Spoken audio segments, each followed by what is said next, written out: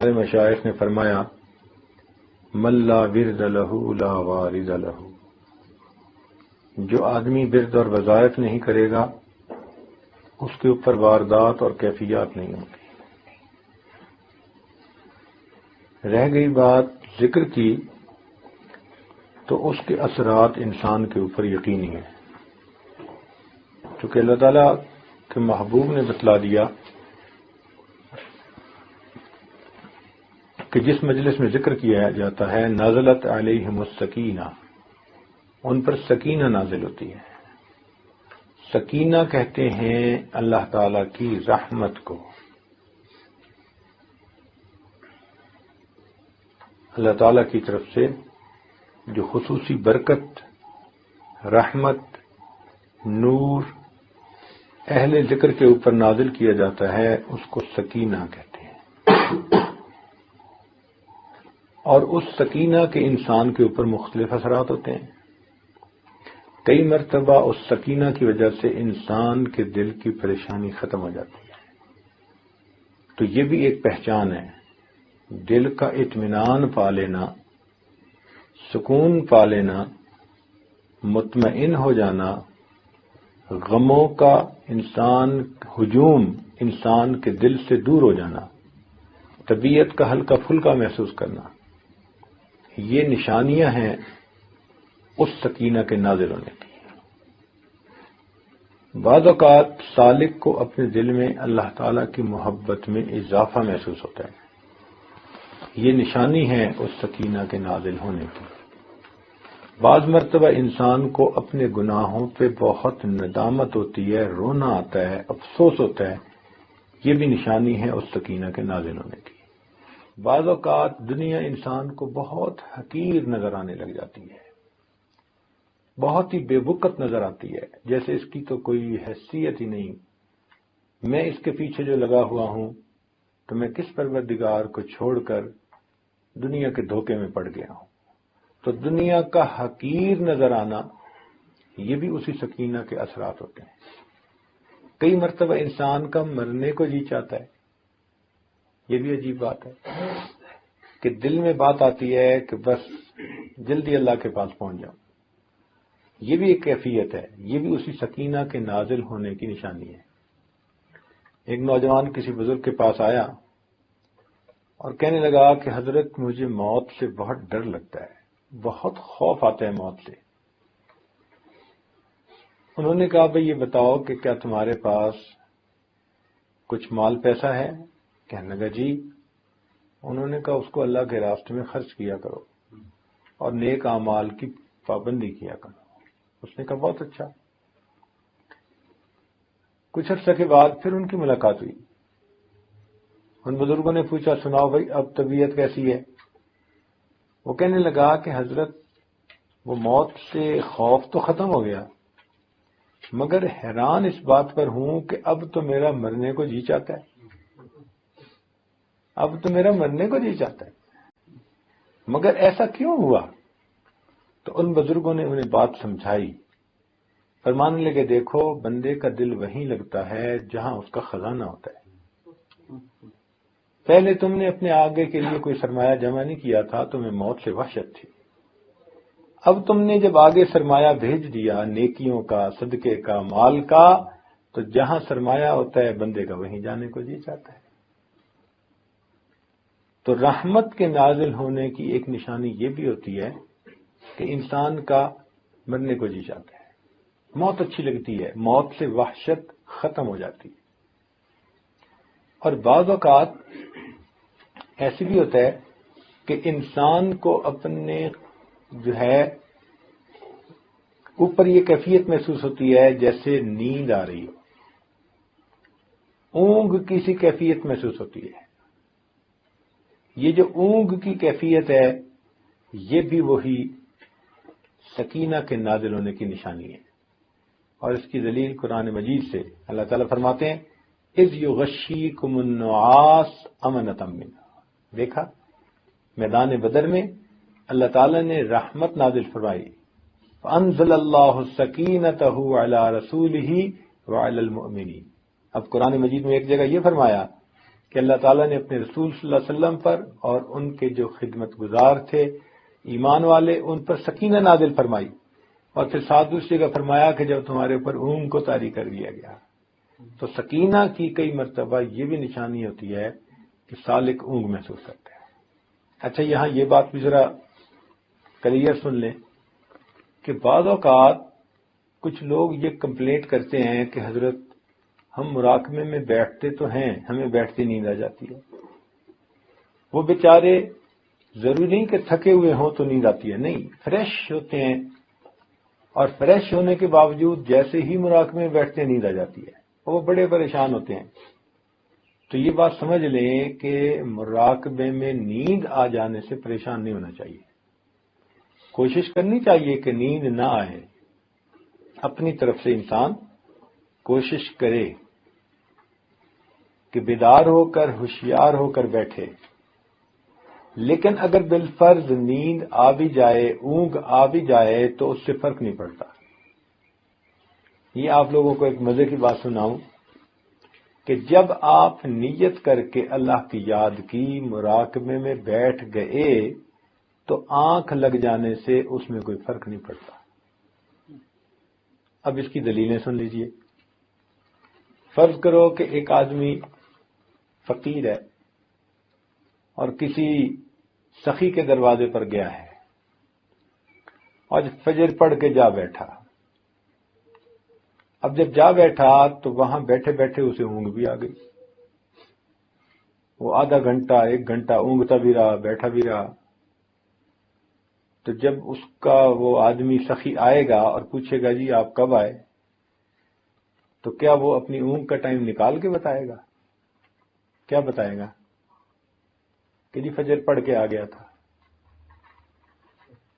تو حاضری لگے گی تو کس وقت سے لگے گی؟ فجر پڑھ کے آ گیا تھا۔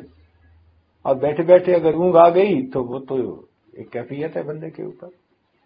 تو اگر دنیا کے سخی کے دروازے پہ جاؤ تو وہ بیٹھنے کا وقت دیکھتا ہے، درمیان میں اونگ کے وقت کو نظر انداز کر دیتا ہے۔ تو اگر سخیوں کے پروردگار کے دروازے پہ جا کر بیٹھو تو وہ پھر کیا اونگ کے ٹائم کو نکال دے گا؟ اب اس کی ایک اور پریکٹیکل مثال دوں آپ کو، یہ تو خیر ویسے ہی ایک بات سمجھانے کے لیے تھی۔ آج کل کچھ باتوں کو سمجھنا آسان ہو گیا ہے سائنسی ترقی کی وجہ سے۔ مثال کے طور پر آپ نے سیل فون دیکھے ہیں، ایک بندہ سیل فون کو چارجنگ پہ لگا دیتا ہے، آن ہو فون یا آف ہو، کوئی چارجنگ پہ فرق پڑتا ہے؟ آپ بتائیں، فون آن ہو یا فون آف ہو؟ جب چارجنگ میں لگا دیا تو چارجنگ۔ تو جب آپ نے مراقبے کی نیت کر کے دل کی بیٹری کو چارجنگ سے جوڑ دیا تو اب آپ کی سکرین آن ہے یا آف ہے، اس سے کیا فرق پڑتا ہے؟ اللہ تعالیٰ کی رحمت اترتی ہے اور بندے کے دل کی بیٹری کو چارج کرتی رہتی ہے۔ تو اونگ سے تو بالکل ہی نہیں گھبرانا چاہیے، ہاں اپنی طرف سے کوشش کرنی چاہیے کہ بیدار ہو کر بیٹھے، ہوشیار ہو کر بیٹھے۔ اس کی وجہ کیا ہے کہ کئی مرتبہ تو نیند یا اونگ تھکاوٹ کی وجہ سے آ جاتی ہے، کئی مرتبہ عادت کی وجہ سے آ جاتی ہے۔ کچھ لوگوں کی نیند عادت ہی ہوتی ہے اونگنے کی، ذرا ان کی نیند کا سلسلہ ہی ایسا ہوتا ہے، ایور گرین ہوتے ہیں، ہوتا ہے جب چاہو ان کو سلا دو۔ بس انہوں نے مراقبے میں سر جھکایا تو بس اب ان کو یہ پتہ نہیں ہوتا کہ میں نے سر پہلے جھکایا تھا یا مجھے نیند پہلے آئی تھی، یہ نہیں پتہ ہوتا ان کو، مگر اس سے فرق نہیں پڑتا۔ اللہ تعالیٰ تو یہ دیکھیں گے کہ میرا بندہ میری یاد کی نیت کر کے بیٹھا تھا یا نہیں۔ اچھا بھئی یہ بتائیں کہ جب آپ بیٹھتے ہیں مراقبے میں تو آپ کی سونے کی نیت تو نہیں نہ ہوتی؟ تو انما الاعمال بالنیات، اعمال کا دار و مدار نیت کے اوپر ہے۔ ہاں اگر آپ نے نیت ہی کر لی کہ میں اس پوزیشن میں بیٹھ کے سونا چاہتا ہوں، وہ تو بات ہی اور ہے۔ مگر مراقبے میں بیٹھنے والا تو کوئی بندہ ایسی نیت نہیں کرتا، وہ تو اللہ کی یاد میں بیٹھتا ہے۔ تو اگر اس دوران اونگ بھی آ جائے تو اس سے کوئی فرق نہیں پڑتا۔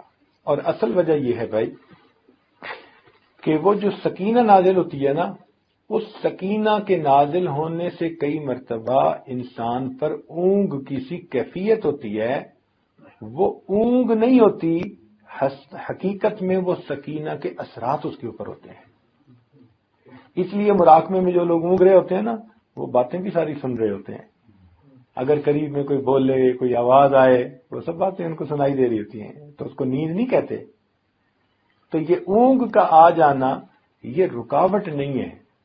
سالک اس کو یہ نہ سمجھے کہ جی بس میں تو ترقی کر ہی نہیں سکتا، مجھے تو فوراً نیند آ جاتی۔ بیٹھنا ہمارا کام اور رحمتوں کا نازل کرنا یہ پروردگار کا کام۔ ہم بیٹھے رہیں گے تو پروردگار اپنی رحمت نازل فرماتے رہیں۔ تو جب بھی ذکر میں انسان بیٹھتا ہے تو اللہ تعالیٰ کی طرف سے رحمتوں کا نزول ہوتا ہے۔ نزلت علیہم السکینہ، ان پر سکینہ نازل ہوتی ہے۔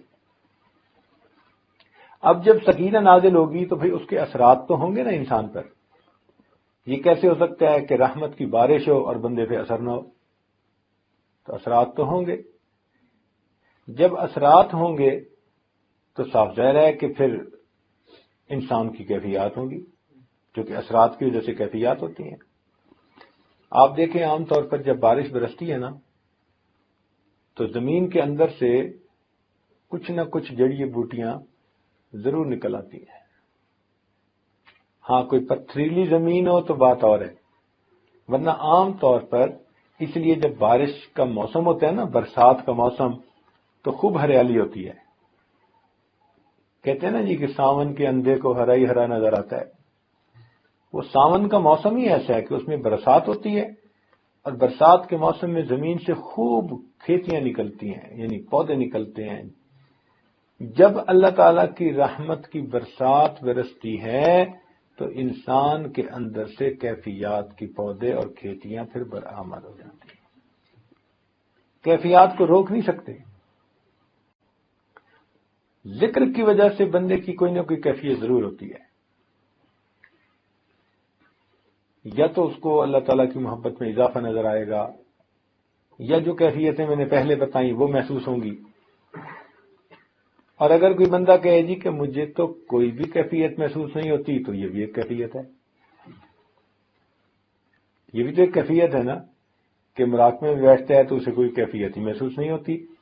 اٹ مینس کہ something is seriously wrong somewhere. اس کو ڈائگنوز کرنا چاہیے۔ کیا مصیبت ہے کہ اس کے دل پر اثرات نہیں ہوتے؟ کیا وجہ ہے کہ اس کے دل پر ان برکات کا اثر نہیں ہوتا؟ اور اس کی وجہ عام طور پر کوئی نہ کوئی زیادہ گڑبڑ ہوتی ہے۔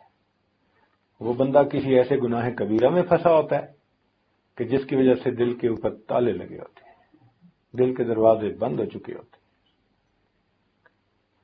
یا کوئی حرام حلال کا چکر ہوتا ہے کہ جو کیفیات اس کو ذکر میں ملتی ہیں، حرام ان کیفیات کو چھپا دیتا ہے۔ چنانچہ امام ربانی مجد لسانی رحمۃ اللہ علیہ نے یہ لکھا، فرماتے ہیں کہ ایک ہمارا خادم تھا، اور خادم لوگ جو ہوتے ہیں پھر ان کی رعایت بھی کرنی پڑتی ہے۔ الجزاء الاحسان الا الاحسان۔ تو خادم تھا، تو ایک مرتبہ اس کا ایک بھائی تھا، وہ بیمار ہوا اور اس کے اوپر جان کنی کا عالم طاری ہو گیا، یعنی آخری وقت، آخری لمحات، آخری علامات قریب ہو گئی۔ تو اس خادم نے آ کر کہا کہ حضرت میرا بھائی ہے، تو اگر آپ مہربانی فرمائیں تو آپ تشریف لے چلیں، دعا بھی فرما دیں اور اس موقع پر اس پر توجہ بھی فرما دیں، تو اس کا معاملہ اچھا ہو جائے گا، خاتمہ بالخیر ہو جائے گا۔ حضرت فرماتے ہیں کہ میں اس کے ساتھ وہاں گیا، دعا بھی کی اور میں نے توجہ بھی کی، لیکن توجہ کرنے کے بعد میں نے دیکھا کہ اس کے دل پہ کوئی اثر نہیں۔ فرماتے ہیں میں بہت دیر بیٹھا رہا اور توجہات ڈالتا رہا، مگر اس بندے کے دل پہ کوئی اثر نہیں تھا۔ اب ذرا سوچنے کی بات ہے کہ 1000 سال کا مجدد، اتنی روحانیت والی شخصیت کہ پورے 1000 سال میں جس قدر انسانوں کو فیض پہنچے گا وہ ان کے قلب کے ذریعے سے پہنچے گا۔ مجدد کا یہ مطلب ہوتا ہے۔ جیسے امت کو فیض پہنچ رہا ہے نبی علیہ الصلوۃ والسلام کے ذریعے سے. نبی السلام نے فرمایا انما انا قاسم واللہ یعطی، اللہ تعالیٰ عطا کرنے والا ہے اور میں تو تقسیم کرنے والا ہوں. تو یہ قلوب کے ذریعے سے، جیسے تار کے ذریعے سے بجلی ہمارے گھر پہنچتی ہے، تار کے ذریعے سے بجلی پہنچتی ہے. دیکھیں بھائی، بارش کون برساتا ہے؟ اللہ رب العزت. بارش کون برساتا ہے؟ اللہ تعالیٰ برساتا ہے، مگر بادل اس کے لیے ذریعہ بن جاتے ہیں. سمجھ گئے؟ اولاد کون دیتا ہے؟ اللہ رب العزت دیتا ہے، مگر ماں باپ اس کے لیے ذریعہ بن جاتے ہیں. اسی طرح دلوں میں نور کون دیتا ہے؟ اللہ دیتا ہے، مگر پیر استاد اس کے لیے ذریعہ بن جاتا ہے. تو یہ تو سمجھ میں آنے والی بات ہے کہ انسان کے دل میں براہ راست اللہ تعالی کی طرف سے نور آ جائے، اس کے لیے قلب کو کسی درجے کا بنانا پڑتا ہے. اب اس کو آپ یوں سمجھ لیں کہ جیسے ایک ہوتا ہے پلانٹ، بجلی کا ہائی وولٹیج پہ ہوتا ہے. اب اس ہائی وولٹیج پلانٹ کے آگے ایک ٹرانسفارمر لگا ہوتا ہے.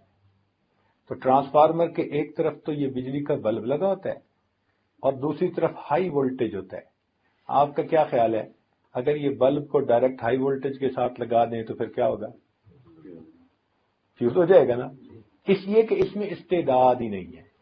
اسی طرح مخلوق میں استعداد ہی نہیں کہ بلا واسطہ اللہ تعالیٰ کی طرف سے فیض حاصل کر سکے. نبی علیہ الصلوۃ والسلام پوری مخلوق کے لیے اس کا ذریعہ بن گئے. ان کو اللہ تعالیٰ نے وہ صلاحیت دی، وہ نعمت دی، وہ برکت دی کہ وہ اللہ رب العزت سے براہ راست وہ نعمت حاصل کر سکتے ہیں.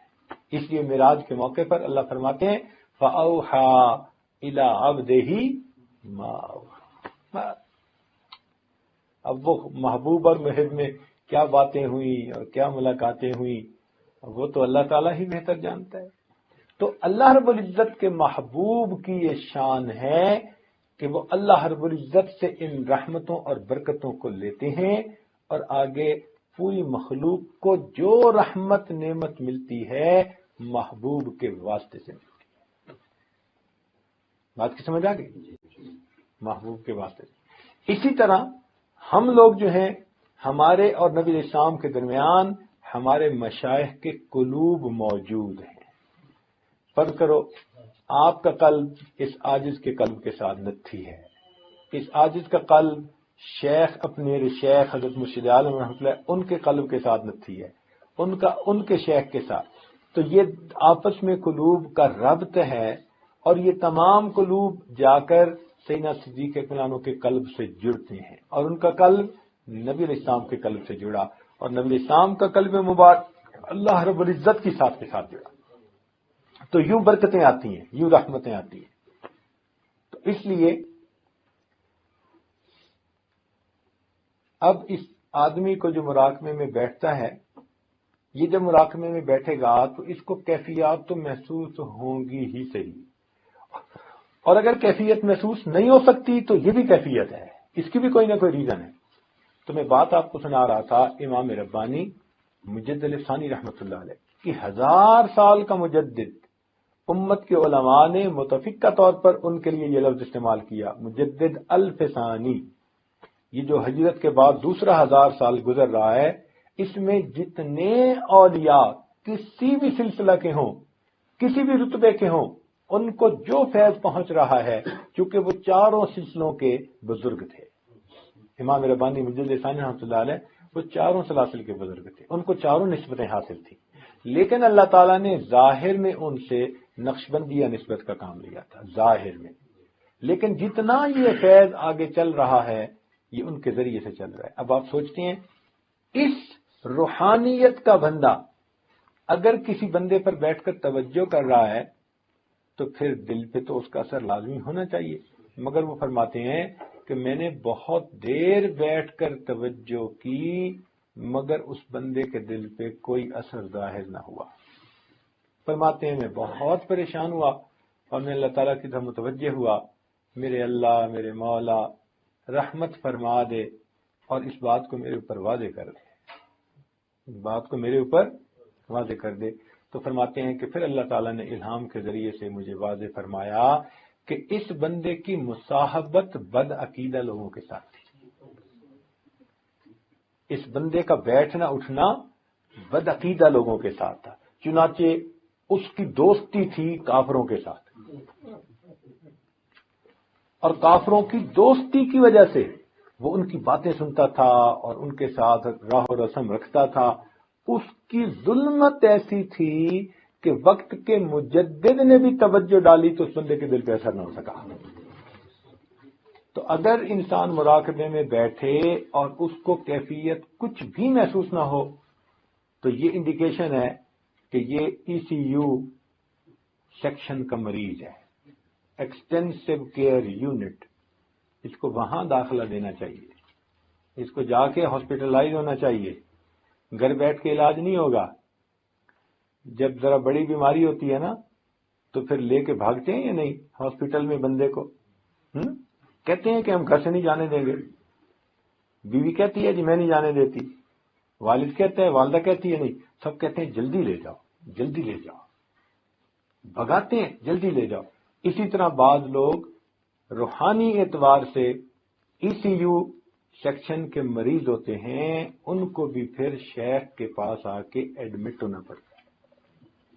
پھر ان کو خانقاہ میں کچھ وقت ساتھ گزارنا پڑتا ہے، پھر ان کو سفر میں حضر میں شیخ کی صحبت میں رہنا پڑتا ہے. یہ وہ مبارک لوگ ہیں کہ جن کا کلام دوا اور جن کی نظر شفا ہوتی ہے. کیوں بھائی؟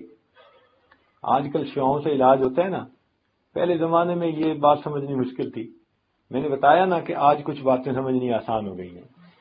دیکھیں کینسر کا علاج کس سے کر رہے ہیں؟ کیمو تھراپی، شعاؤں کے ذریعے سے. آج کل انسان کے اندر اگر سٹون ہو نا تو اس کو کس سے توڑتے ہیں؟ لیزر کے ذریعے.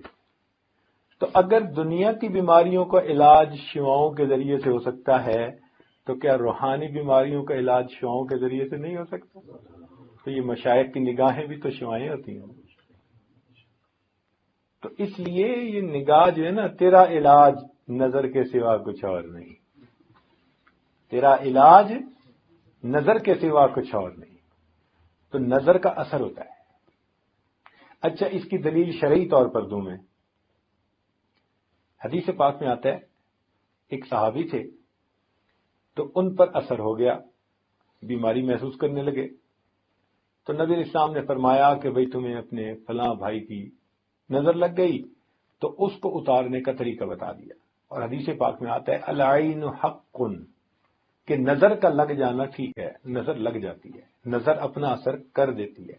اب بتائیں، جس نظر کے اندر دشمنی ہے، حسد ہے، عداوت ہے، بغض ہے، حرص ہے، طمع ہے، اگر وہ نظر دوسرے بندے پہ اثر دکھا دیتی ہے تو اللہ والوں کی وہ نظر جس کے اندر رحمت ہو، شفقت ہو، محبت ہو، عنایت ہو، پھر وہ نظر اپنا اثر کیوں نہیں دکھا سکتی؟ تو اس لیے اللہ والوں کی بھی نظر لگ جاتی ہے. جیسے لوگوں کو بری نظر لگ جاتی ہے تو برے اثرات نکل آتے ہیں، اور اللہ والوں کی جب نظر لگ جاتی ہے تو پھر اچھے اثرات نکل آتے ہیں.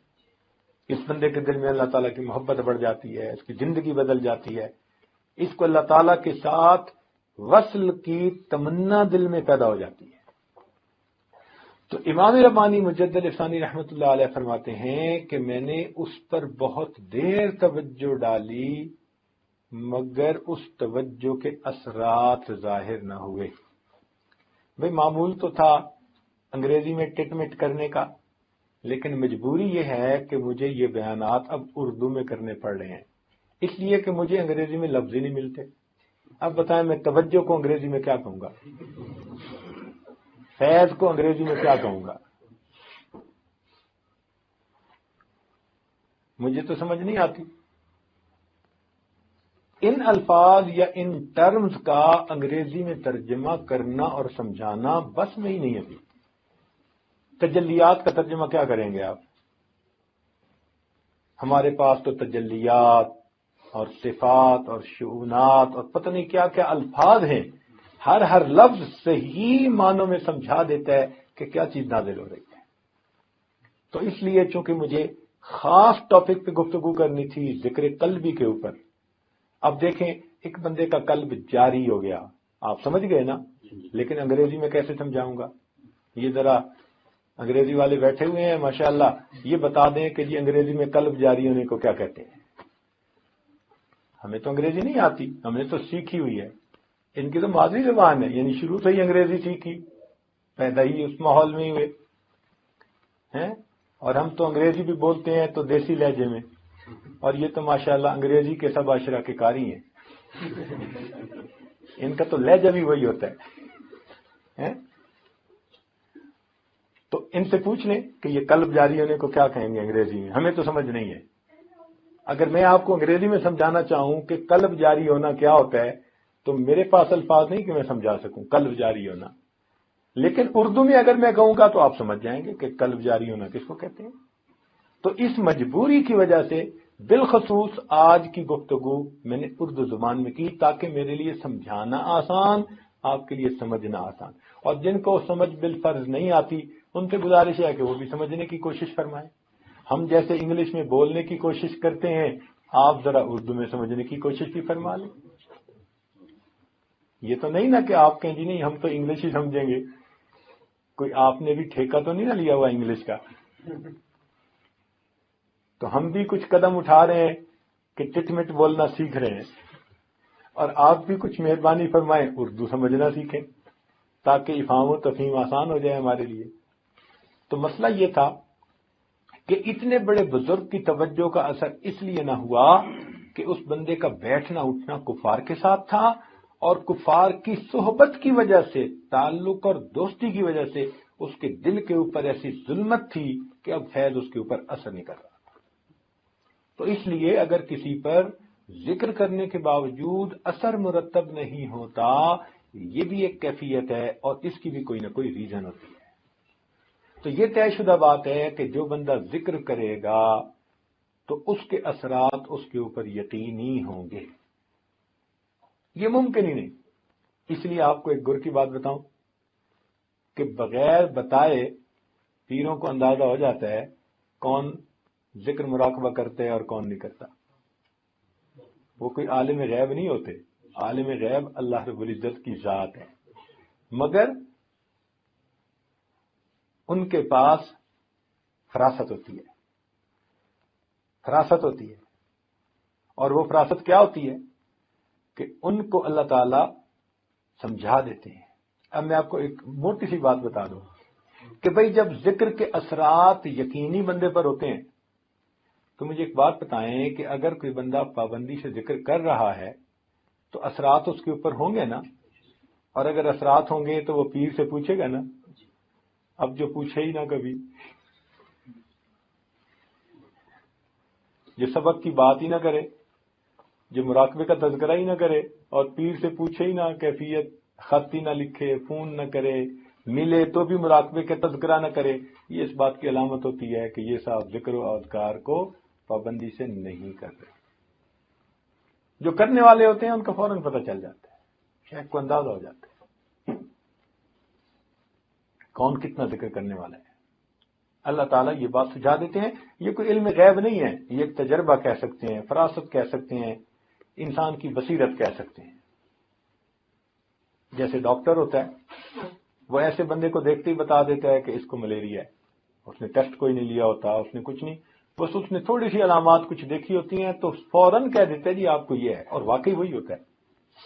تو جیسے جسمانی بیماری کے طبیب دیکھتے ہی بتا دیتے ہیں، ایسے ہی بسا اوقات مشائخ دیکھتے ہی سالک کی کیفیت کو پہچان لیتے ہیں، اس کے اندر کیا ہے اور کیا نہیں ہے۔ مگر آج کل کے سالک بھی بڑے ہوشیار ہیں، ڈاکٹر کے پاس جاتے ہیں تو ٹو دی پوائنٹ مرض بتاتے ہیں، اور پیروں کے پاس آتے ہیں تو بالکل صحیح بات نہیں بتاتے۔ خواب بھی بتائیں گے نا تو خواب کا وہ حصہ جو ان کی اپنی سمجھ کے مطابق اچھا ہے وہ بتائیں گے، اور اسی خواب کا وہ حصہ جو ذرا گڑبڑ ہے وہ چھپائیں گے۔ تو پیروں کو in between the line read کرنا پڑتا ہے۔ جو کہنے والا کہہ رہا ہوتا ہے نا ضروری نہیں کہ 100% بات ویسی ہو. وہ کچھ وہ کہہ رہا ہوتا ہے اور کچھ شیخ درمیان میں پڑھ بھی رہا ہوتا ہے، تو سمجھ ان کو لگ رہی ہوتی ہے. اس لیے اثرات اور کیفیات جب بھی بندے پر ہوں گی وہ ضرور رابطہ کرے گا. یہ کیسے ہو سکتا ہے کہ وہ اپنے جو ہے وہ فزیشین سے، ڈاکٹر سے رجوع نہ کرے؟ بھائی ذرا کھانسی ہوتی ہے، فلاں ہوتی ہے، تو ڈاکٹر کو فوراً فون کر کے پوچھ لیتے ہیں. تو اگر بندے کو کیفیات محسوس ہو رہی ہوگی تو کیوں نہیں بتائے گا؟ اس لیے پھر وہ رابطہ از خود بخود رکھتا ہے. اچھا، اب یہ بات ہوئی کہ بھئی پابندی کے ساتھ جو بندہ مراقبہ کرتا ہے اس کے اوپر اثرات مرتب ہوتے ہیں. اب ان اثرات میں سے ایک اثر یہ ہے کہ انسان کا دل جاری ہو جاتا ہے. تو آج یہ سمجھنا ہے ہم نے کہ دل جاری ہونا کس کو کہتے ہیں؟ بات سمجھے نا؟ آج کیا سمجھنا ہے ہم نے بیٹھ کے اس محفل میں کہ دل جاری ہونا کس کو کہتے ہیں؟ کیونکہ پرانے حضرات ہیں، سالکین ہیں، کچھ علماء ہیں، تو ان کے سامنے تو اس قسم کی بات کھولی جا سکتی ہے نا. عام محفلوں میں اس کا تذکرہ کرنا مناسب نہیں ہوتا، نہ آپ نے تذکرہ کبھی سنا ہوگا. لیکن خاص محفلوں میں جہاں طالب صادق ہوں، سیکھنے والے ہوں، یا حاصل کرنے والے ہوں، یا محنت کرنے والے لوگ ہوں، تو پھر ان کو تو یہ بات سمجھائی جا سکتی ہے. تو دل جاری ہونا کس کو کہتے ہیں؟ عام طور پر سب سے پہلے مراقبے کی پابندی کرنے والے، تقوی و طہارت کی زندگی اختیار کرنے والے، اتباع سنت والی زندگی اختیار کرنے والے سالک کو پہلی کیفیت ہوتی کہ اس کو اپنے قلب کی جو جگہ ہے، قلب کی جگہ کون سی ہے؟ انسان کے سینے میں بائیں پستان سے 2 انگل نیچے کی طرف، جو بائیں طرف جو بریسٹ ہے نا، اس سے 2 انگل نیچے کی طرف انسان کا دل ہے. اس دل کی جگہ پر اس کو ایک حرکت سی محسوس ہونی شروع ہو جاتی ہے. حرکت سے تحرک ہے، تو یہ تحرک کہلاتی ہے. پہلی کیفیت کیا کہلاتی ہے؟ تحرک. ایک عجیب سی حرکت سی محسوس ہوتی ہے. آپ نے دیکھا ہوگا کہ کبھی بیٹھے بیٹھے انسان کا گوشت پھڑکنے لگ جاتا ہے، کبھی بازو کا، کبھی کمر کا. تو وہ جو گوشت پھڑکتا سا ہے نا، یہ اس سے ملتی جلتی سی کیفیت ہے. تو انسان کو باقاعدہ اپنے دل کی اس جگہ پر ایک کیفیت سی محسوس ہوتی ہے جیسے کوئی چیز پھڑک رہی ہے. دل کا دھڑکنا اور ہے، اور ذکر کی وجہ سے اس کا پھڑکنا اور ہے. یہ الگ چیزیں ہیں، یہ دو ایک چیزیں نہیں ہیں. یہ جو قلب کی دھڑکن ہے اس کو کہتے ہیں پیلپیٹیشن آف ہارٹ، دل کا دھڑکنا. یہ تو 1 منٹ میں 70 مرتبہ 75 مرتبہ بندے کا دل دھڑکتا ہے. زیادہ تیز چل لے گا اور بھاگنا شروع کر دے گا تو 100 مرتبہ دھڑکن چلی جائے گی، 120 مرتبہ چلی جائے گی. بہت زیادہ بھاگے گا تو 130 مرتبہ چلی جائے گی. تو یہ تو دھڑکن جو ہے یہ تو تھوڑی ہوتی ہے، لیکن وہ جو پھڑکن سی محسوس ہوتی ہے نا انسان کو لطیفہ میں، وہ بہت تیز ہوتی ہے. وہ کیا ہوتی ہے؟ بہت تیز ہوتی ہے.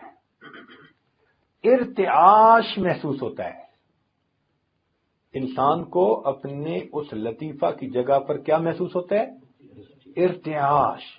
اب اس کی مثال میں آپ کو سمجھاؤں کہ فرض کرو کہ انسان کسی بڑی بس کے اندر بیٹھا ہے اور سٹارٹ کر کے وہ بس کھڑی ہوئی ہے، سٹارٹ حالت میں انجن چل رہا ہے.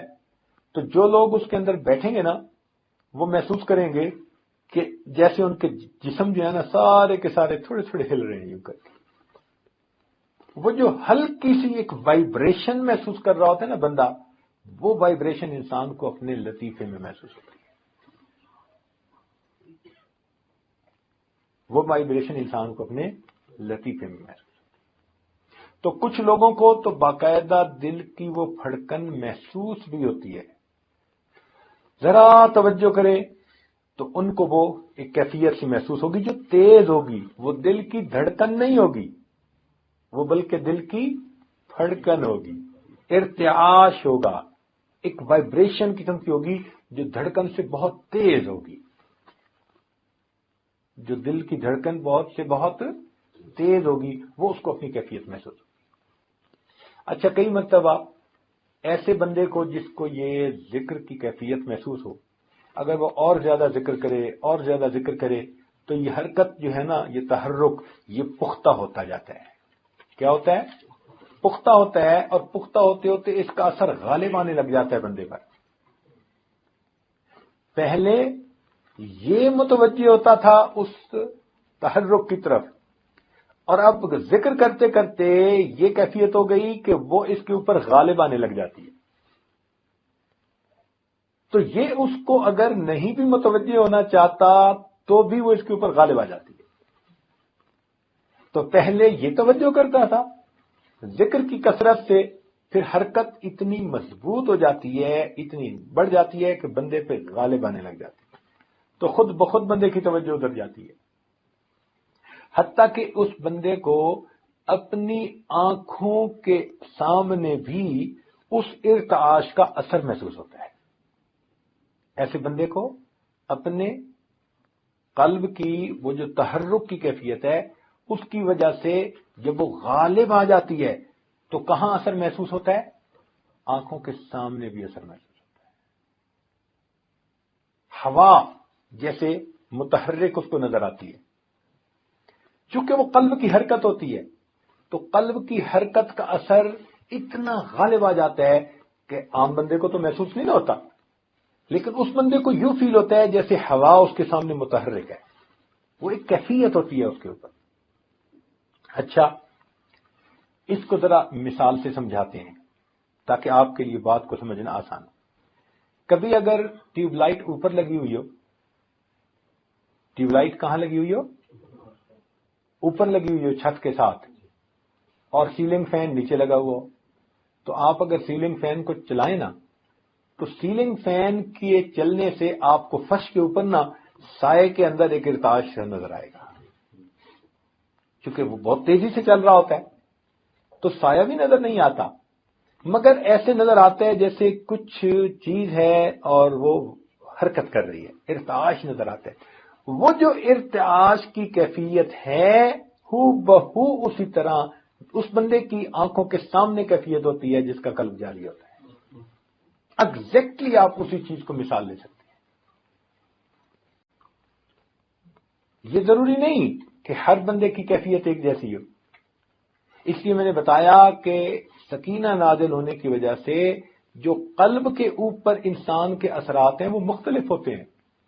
کسی کو قلب میں خوشی محسوس ہوئی، کسی کو جو ہے گناہوں پہ ندامت محسوس ہوئی، تو جو پوری تفصیل بتائی وہ اس کا مطلب ہے کہ ہر بندے کی کیفیت الگ الگ ہوتی ہے، لیکن عام طور پر جو کیفیت زیادہ لوگ رپورٹ کرتے ہیں وہ آپ کے سامنے بتائی جا رہی ہے۔ یہ کیفیت کون محسوس کرتے ہیں؟ زیادہ لوگ محسوس کرتے ہیں، وہ کیفیت آپ کو بتائی جا رہی ہے۔ اچھا، تو یہ تحرک کی کیفیت ہوتی ہے، اس کو کیا کہتے ہیں؟ تحرک، اور اردو میں اس کو کہتے ہیں کہ اس بندے کا دل جاری ہو گیا۔ یہ ابتدائی کیفیت ہے، ایک کیفیت حرکت والی محسوس ہوتی ہے۔ اگر یہ بندہ تقوی و طہارت کی زندگی گزارے اور اس کو اور زیادہ پابندی سے ذکر کو کرتا رہے تو یہ تحرک کی کیفیت آہستہ آہستہ تذکر میں تبدیل ہو جاتی ہے۔ تذکر میں کس میں تبدیل ہو جاتی ہے؟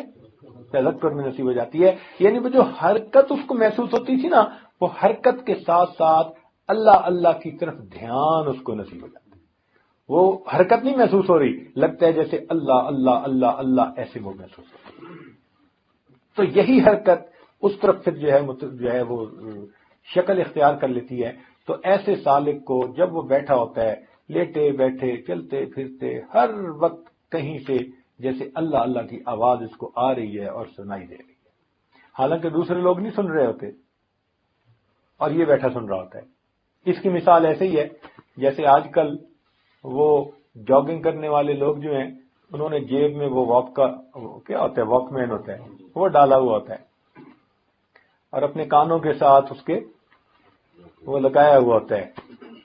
اب وہ کیا سن رہے ہوتے ہیں، لیکن دوسرے بندے تو نہیں نا سن رہے ہوتے۔ اب ہم نے ایک بندے کو دیکھا، وہ واک مین سن بھی رہا تھا اور وہ ہنس بھی رہا تھا اور پتہ نہیں کیا کیا الٹی سیدھی حرکتیں کر رہا تھا. اب دیکھنے والا اسے پاگل سمجھ رہا ہے، اور وہ اس کیفیت کی وجہ سے جو اس کو کانوں میں سنائی دے رہی ہے وہ سب کچھ رسپونڈ کر رہا ہے. تو اسی طرح سالک کی کیفیت ہوتی ہے کہ وہ چونکہ ذکر کی کیفیت محسوس کرتا ہے تو مجمع میں بیٹھا ہوا وہ مجمع سے غائب ہوا کرتا ہے. اگر خلوت میں بیٹھے ہوں تو جلوت کا مزہ آئے، جو آئیں اپنی جلوت پر تو ساکت و سخنانی.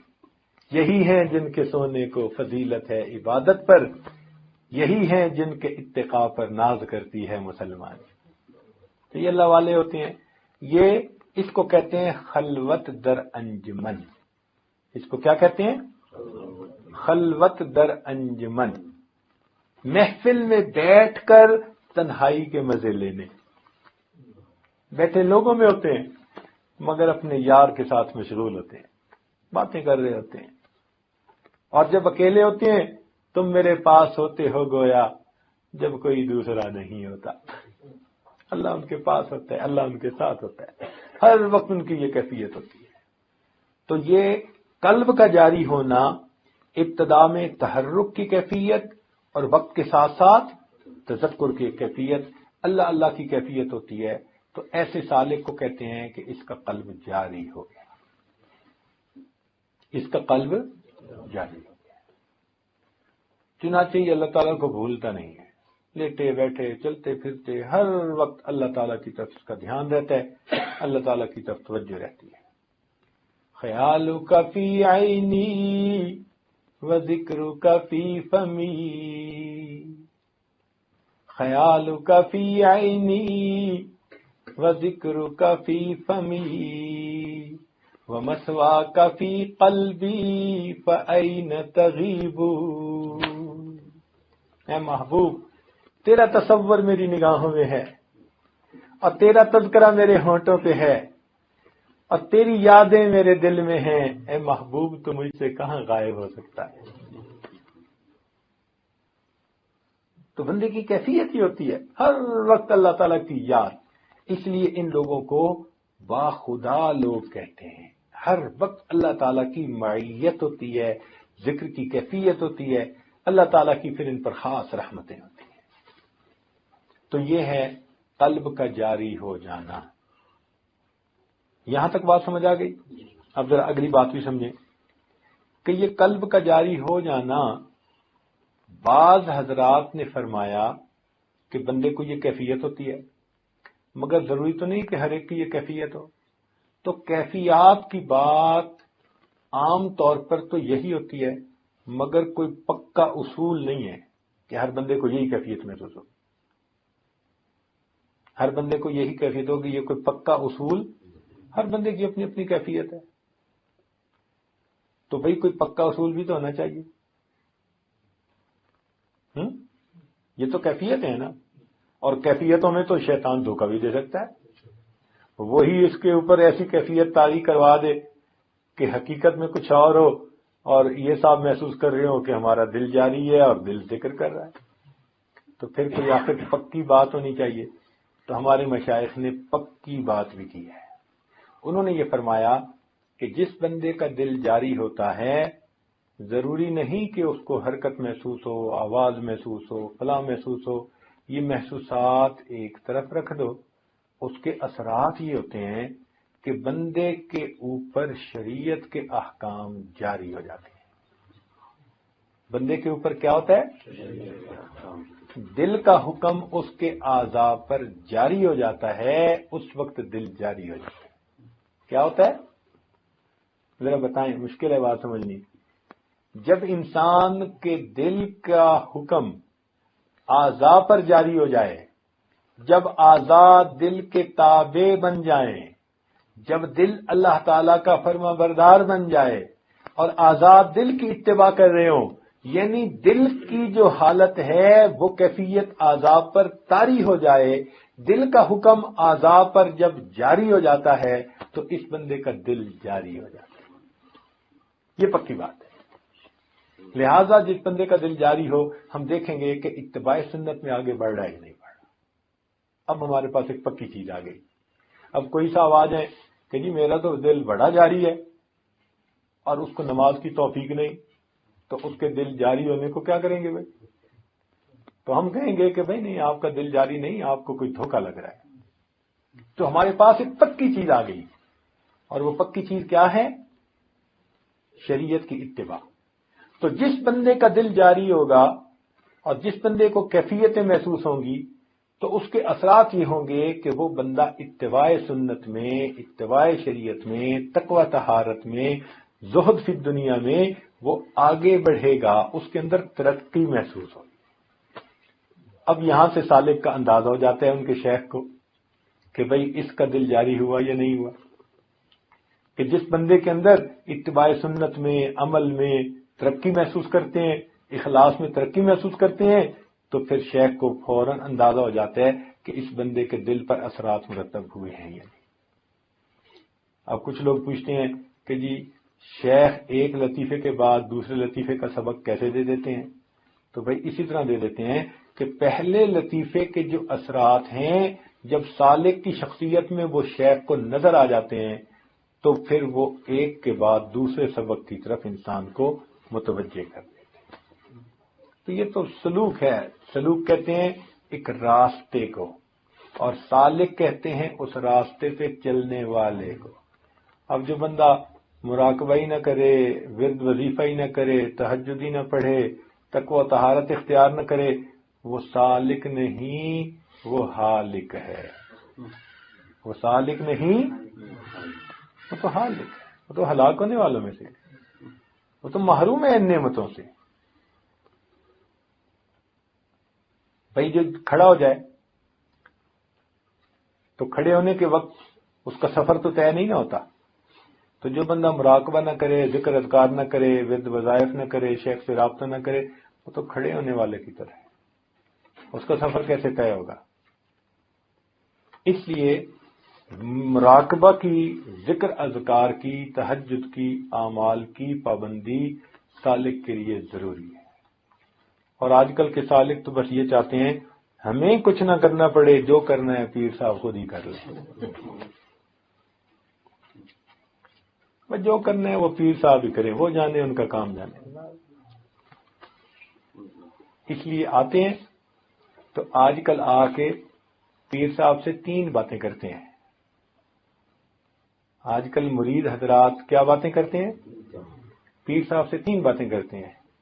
پہلی بات آتے ہی کرتے ہیں، حضرت میں نے بڑے بزرگوں کو دیکھا ہے اور بڑے بزرگوں کے پاس رہا ہوں، مگر میں نے بیعت آپ سے کی ہے۔ یعنی احسان جتلاتے ہیں کہ بڑے پیر ملتے تھے، مارکیٹ میں بہت بہتات تھی پیروں کی، مگر حضرت صاحب میں نے آپ کو چنا ہے، یعنی میرا آپ پر احسان ہے، دوسرے لفظوں میں۔ تو پہلی بات یہ کرتے ہیں، حضرت میں نے فلاں بزرگ کی صحبت میں بیٹھا، فلاں کی محفل میں بھی گیا، فلاں کے پاس بھی بیٹھا، یہ سارے تذکرے کرتے ہیں۔ اب تذکرے کر کے پھر کہتے ہیں بس حضرت میں نے آپ سے بیعت کی، بس حضرت مجھ سے تو کچھ ہوتا نہیں، آپ ہی توجہ ڈال دیں، مجھ سے تو کچھ ہوتا نہیں، آپ ہی توجہ ڈال دیں، ویسے مجھے جلدی واپس بھی جانا ہے۔ یعنی بات بھی کی، اور بات کر کے اگلی بات کیا کرتے ہیں کہ مجھے جلدی واپس بھی جانا ہے۔ اور دوسری بات یہ کرتے ہیں، حضرت بس وہ آج کل کچھ کاروبار جو ہے نا وہ ٹھیک نہیں چل رہا، بس کچھ پڑھنے کو بھی بتا دیں، اور ویسے میں نے جلدی واپس جانا ہے۔ اور تیسری بات کرتے ہیں، حضرت بس وہ بیوی جو ہے نا وہ پوری طرح ہر بات نہیں مانتی، کچھ پڑھنے کو بھی بتا دیں، وہ میری مٹھی میں آ جائے، ویسے میں نے جلدی گھر جانا ہے۔ یہ 3 باتیں کرتے ہیں۔ پہلا اعلان کہ بس مجھ سے وظیفے ورد تو ہوتے نہیں، بس آپ ہی کچھ توجہ فرما دیں، چلو۔ اور دوسری بات کاروبار کی، اور تیسری بات گھر بار کی، بس 3 باتیں کر کے کہتے ہیں ویسے میں نے جلدی گھر جانا۔ تو اب بتائیں کہ پھر پیر حضرات کیا کریں؟ جب ایک بندہ علاج کا ٹائم ہی نہیں دے رہا، کبھی ایسا ہوا کہ آپ ہسپتال میں گئے ہو اور آپ نے کہا ڈاکٹر صاحب طبیعت میری بڑی خراب ہے، تو آپ نے جو کرنا ہے کریں، مگر مجھے جلدی واپس جانا ہے۔ ڈاکٹر کہے گا جناب ایڈمٹ ہونا پڑے گا. تو بھئی مشائخ اگر کہیں کہ بھئی آپ محفل میں آئیں، مراقبے میں آئیں، ذکر میں آئیں، آپ اجتماع پہ آئیں، تو یہ بھی تو ایڈمٹ کرنے والا مسئلہ ہوتا ہے نا. تو اس لیے ہمیں اس علاج کی بھی فکر کرنی چاہیے. تو دل جاری ہونے کو آپ نے سمجھ لیا. کس کو کہتے ہیں دل کا جاری ہونا؟ اکثر اوقات یہ کیفیات محسوس ہوتی ہیں. اکثر اوقات کیا ہوتا ہے؟ یہ کیفیات محسوس ہوتی ہیں، مگر ان کیفیات کے جو اثرات ہیں ان سے پتہ چل جاتا ہے کہ یہ کیفیات سچی ہیں یا جھوٹی ہیں. اگر تو انسان اتباع سنت میں ترقی پا رہا ہے تو اب اس کا دل جاری ہے، اور اگر اس کو کیفیتیں بھی بڑی لگ رہی ہیں مگر کبیرہ گناہ کا بھی مرتکب ہو رہا ہے، دھڑلے سے جھوٹ بھی بولتا ہے، اوپر سے لا الہ اور اندر سے کالی ولا. اوپر سے لا الہ اور اندر سے، تو پھر اس کے تحرک کو کیا کریں گے؟ تذکر کو کیا کریں گے؟ اس کی کیفیات کو کیا کریں گے؟ اس کی کیفیات کو پاؤں کی نوک سے اچھال دیں گے. بھئی جب اتباع سنت میں آگے نہیں بڑھ رہے تو تمہاری کیفیات کو ہم کیا کریں؟ اس لیے سید الطائفہ جنید بغدادی رحمۃ اللہ علیہ نے خواب میں کسی کو بتایا اپنی وفات کے بعد. فرمانے لگے کہ وہ سب عبارات ختم ہو گئی، وہ سب کیفیات مٹ گئی. فنیت تلک الاشارات. اور وہ جو آخری رات میں ہم نے تہجد کے 2 نفل پڑھے تھے، وہ تہجد کے نفل ہمیں کام آئے.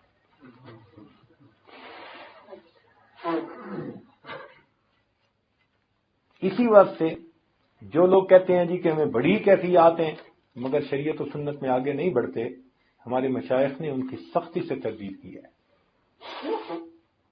انہوں نے کہا کہ ایسے بندے کا ذکر لسان لقلقہ،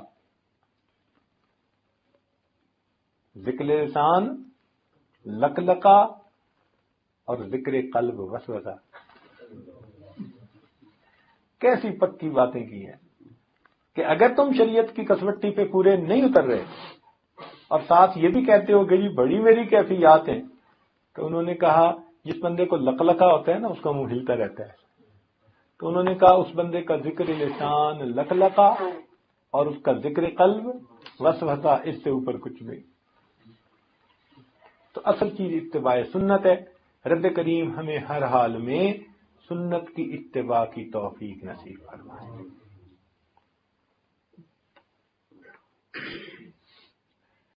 امام ربانی مجدد ثانی رحمۃ اللہ علیہ نے عظمت شریعت کے بارے میں ایک جگہ عبارت لکھی ہے، مگر دل خوش ہو گیا.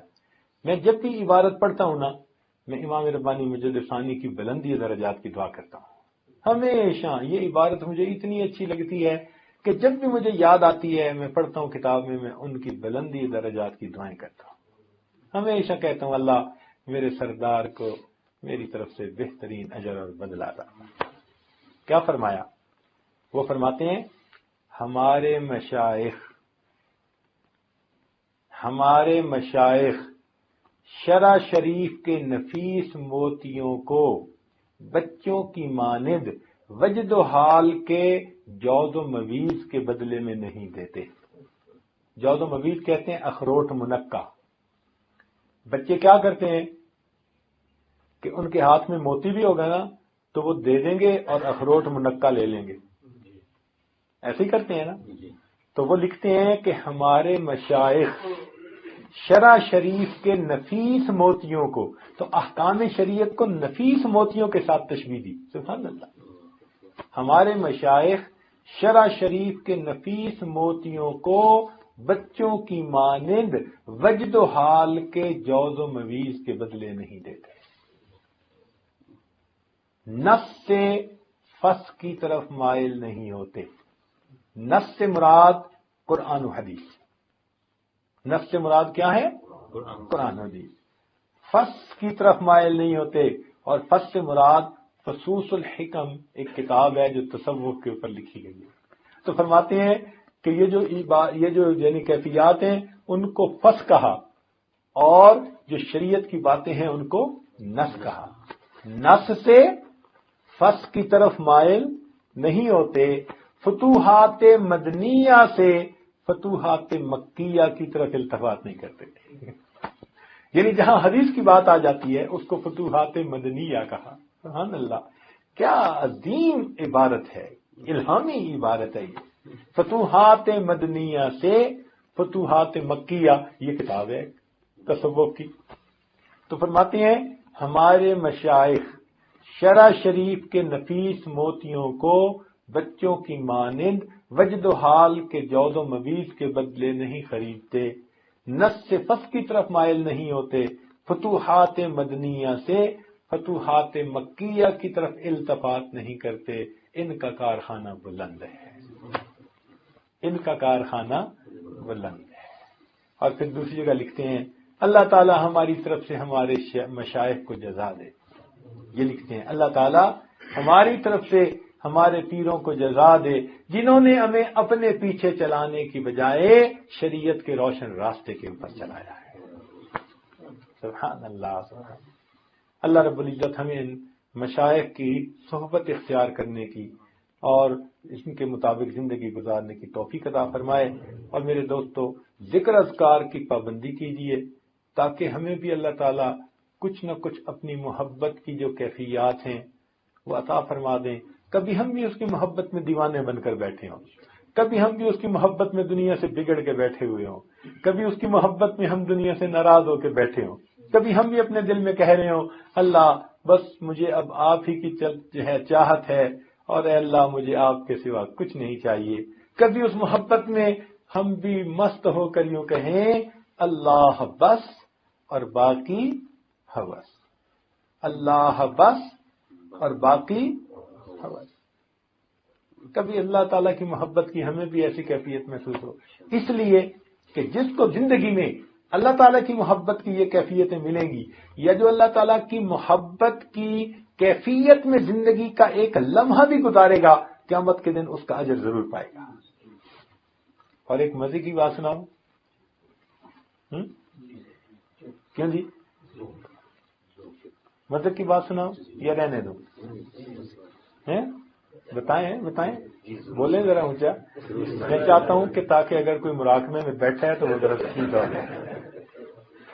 ہاں جی، مزے کی بات سناؤں؟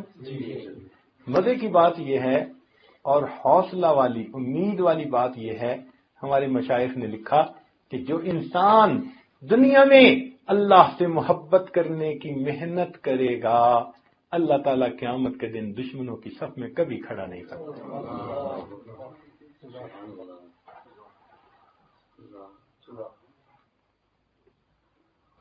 تو یہ اللہ رب العزت کا احسان ہے کہ وہ پروردگار ہمیں ایسی محفلوں میں آنے کی توفیق دے دیتا ہے۔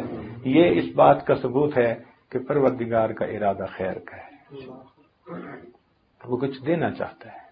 وہ بلاتے ہی ان کو ہیں جن کو کچھ دینا ہوتا ہے، جب دینا نہیں ہوتا ان کو آنے ہی نہیں دیتے۔ اللہ تعالی ہماری حاضری کو قبول فرمائے۔ وآخر دعوانا ان الحمد للہ رب العالمین۔